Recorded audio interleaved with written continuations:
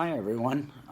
It's the final week, so I'd like to congratulate each of you for pushing through and kind of uh, all of struggling through and making it to this point with all of the information that I've kind of pushed on you for over the past 5 weeks. So it's the final week, and what we're going to be discussing is in your final paper, research paper, is an understanding of crime mapping. But evidence-based policing really is the driving force for law enforcement right now. Prior to evidence-based policing, we had incident-based policing, essentially, which is 911 call comes in, which we call for, which is called a call for service, and then the dispatcher located the most available officer, which might not be the closest officer because that officer would more than likely be engaged in something. So the most available officer. And the officer would respond to the scene, mitigate the circumstances, whatever is happening, and then make the arrest. If not, then become the most available officer again. And this cycle would continue on and on and on.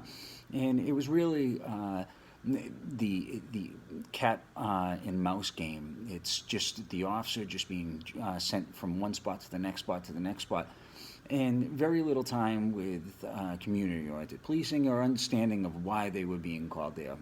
Very little information was being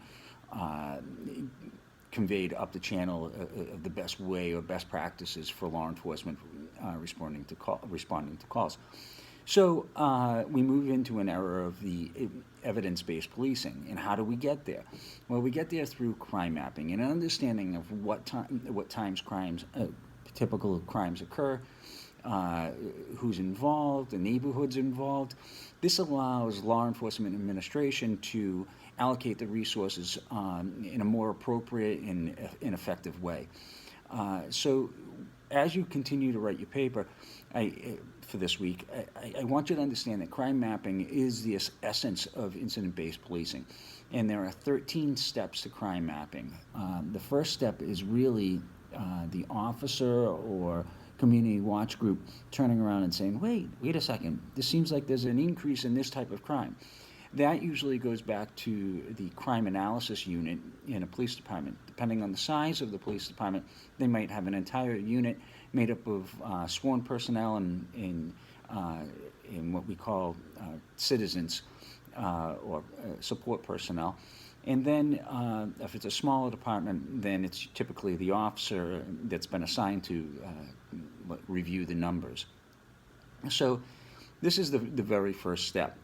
And then it just moves from that point on. They look at the data, and then if the evidence supports it, then it moves up to the chain of command.